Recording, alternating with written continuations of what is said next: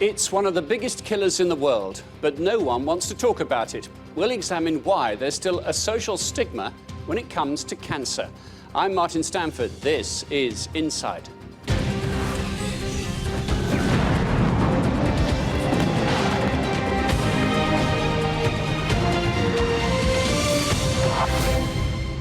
Welcome to Inside. Cancer is one of the world's biggest killers. In some Western countries, it will affect 1 in 2 people in their lifetime, with estimates that by 2030, more than 22 million new cases will be diagnosed around the world every year. But despite how common it is, there's still a stigma around the disease, even around the word cancer itself.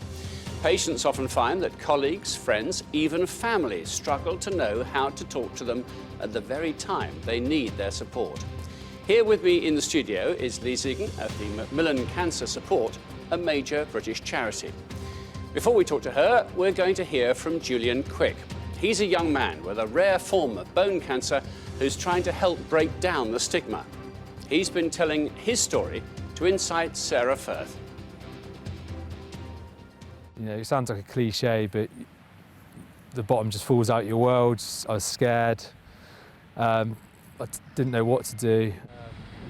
Julian Quick is 28. A few years ago, he was diagnosed with cancer. For about 8 months leading up to when I was diagnosed, I was getting quite bad shoulder pain. And over that 8 months, it was getting worse and worse. Always being a rugby player, I just put it down to a rugby injury. When the pain got worse and started to wake me up at night, that's when I thought I needed to get it checked out. So got an MRI done, and that's when they found the lump. I wanted to start treatment ASAP, just had to go with it and be as positive as possible.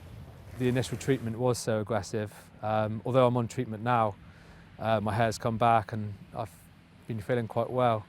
The treatment I had last year was quite aggressive, so we knew I wouldn't be able to work. There's lots of things I wouldn't be able to do, so just tying up loose ends with work and little bits of admin before I started the treatment. Julian had a year's worth of chemotherapy, 6 weeks of radiotherapy, and then an operation on the shoulder with the primary tumour. I had the Hickman line taken out of my chest, which is basically a tube that's hanging out all year where they connect the chemo to. That was one of the happiest days of my life, having that removed, because that was a constant physical reminder of what I was going through. And I started to get on with my life again and try. It's really hard. A lot of people don't talk about the challenges you face afterwards, but it doesn't get any, well, it gets a little bit easier, but there's still a lot of challenges to face. So I tried to get my life back on track again. I was looking forward to going back to work. And my work were expecting to get a call from me to tell them the date I'd be coming back, and had to call them up after my first scan since finishing treatment.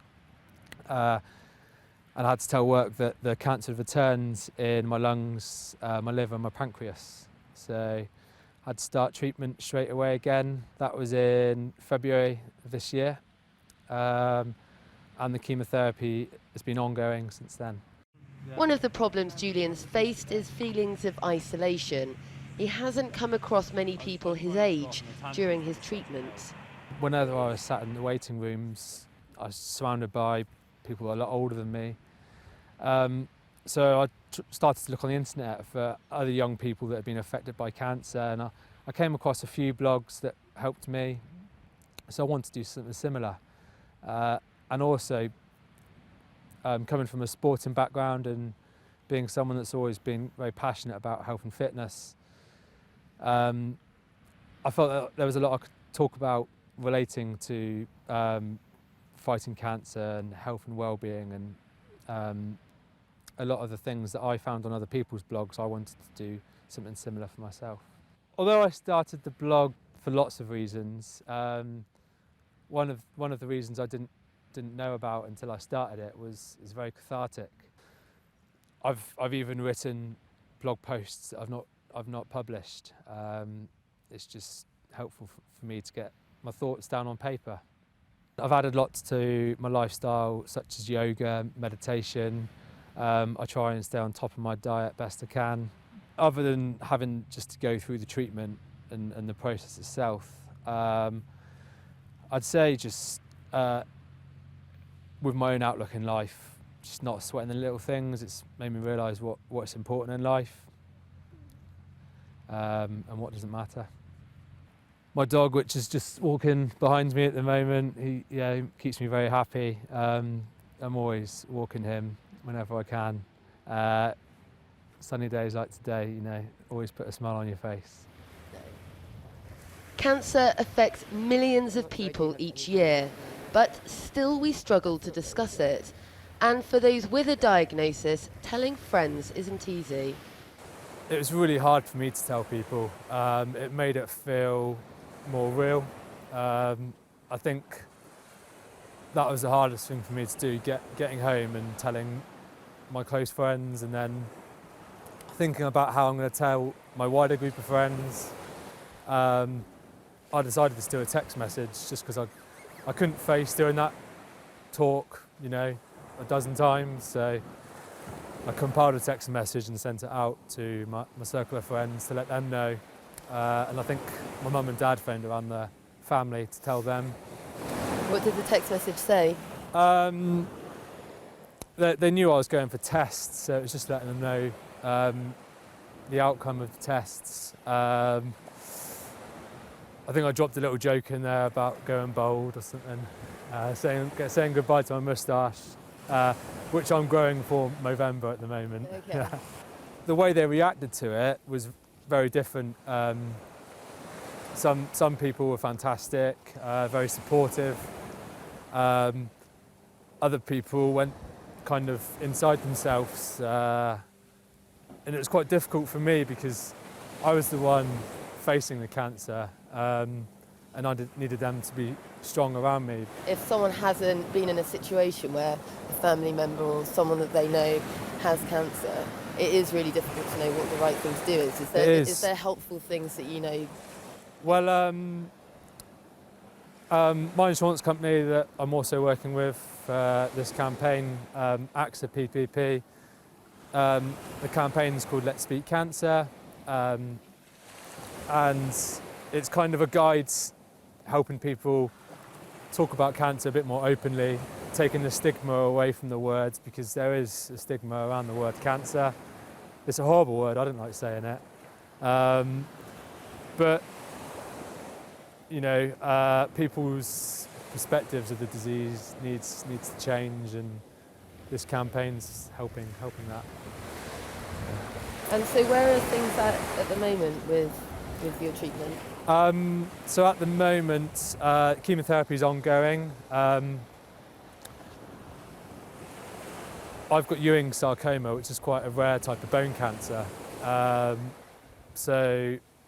Because it's rare, there's not been lots of research done on it. So a lot of it's trial and error. I've kind of been through plan A, B, C and D now, and they're getting to the end of the list. So they're sending me off to University College London Hospital to get on board one of the trials there. So that's the next step. Julian's tried to remain positive since the diagnosis. When it comes to talking about cancer, he's got some advice.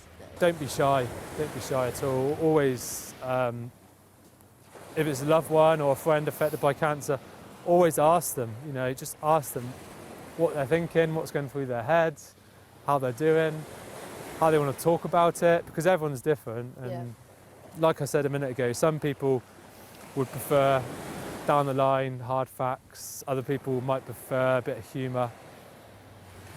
But always ask the person, We're trying to take the stigma away from the word cancer, and one day we don't want cancer to exist, but at the moment it's here, so what we need to do is change everyone's perception about it and educate people a bit more. Yeah, and learn to talk about it. Exactly. Well, let's turn to Liz Egan of Macmillan Cancer Support. That's a major British cancer charity. Liz, welcome. That question then, what is, if a colleague, a family member confides in you, I'm having cancer treatment, what is the right thing to say? Well, I think I would recognise what Julian said here very well. It is probably one of the most difficult things that you will face initially when you're diagnosed, to tell family and friends. And as Julian said, there's no right answer. It's going to be different for everybody. For some people, they want to speak to everybody individually. For others, actually, in fact, they would like to send a message out by email or by text message. There's no easy solution to that. Everybody has to find their own way. In terms of the workplace at Macmillan Cancer Support, we recommend a number of tips for how you might tell your employer about your cancer. And that would be finding a private space, being open about your cancer, having a discussion with your employer about whether you want to disclose your cancer to other colleagues and friends, and also giving an opportunity for the other person to ask questions as well. And I suppose that would apply sometimes in a private context as well, giving people an opportunity to ask you questions about your cancer.